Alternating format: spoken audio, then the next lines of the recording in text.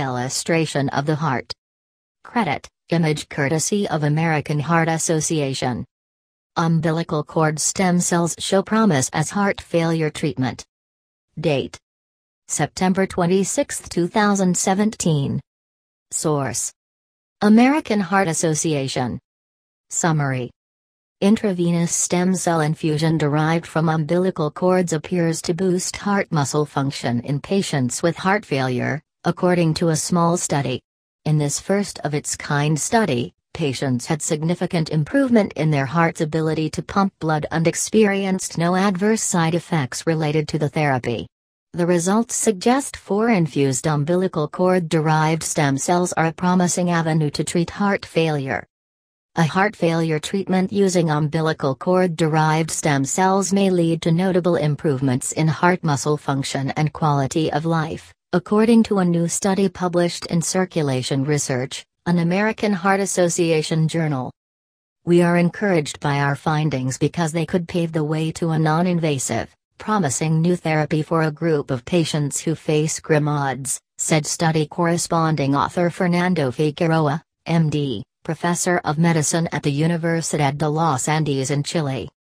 In this trial, 30 patients, ages 18 to 75, with stable heart failure receiving optimal drug therapy underwent intravenous infusions with either umbilical cord-derived stem cells or placebo.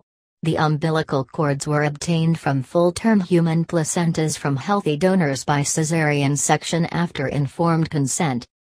Compared to the placebo treatment, the stem cell therapy showed sustained and significant improvement in the heart's ability to pump blood in the year following treatment.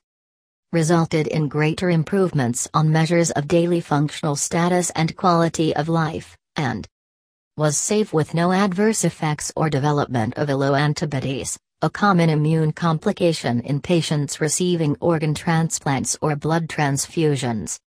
Researchers have previously assessed the potential of bone marrow-derived stem cells as treatment, however, intravenous umbilical cord-derived stem cells have never been evaluated. The latter type has been particularly appealing because they are easily accessible, widely available, unlikely to cause immune complications and free of the ethical concerns that surround embryonic stem cells, the researchers noted. Standard drug-based regimens can be suboptimal in controlling heart failure, and patients often have to progress to more invasive therapies such as mechanical ventricular assist devices and heart transplantation, said lead study author Jorge Bartolucci MD, a cardiologist from Cells for Cells and professor at the Universidad de los Andes. Heart failure, marked by the heart muscle's inability to pump blood efficiently, affects some 37 million people worldwide. Despite medical advances, half of patients diagnosed with heart failure will die within 5 years of diagnosis, according to Figueroa. If affirmed in larger studies, these findings could provide a promising new treatment option for a condition that currently has few.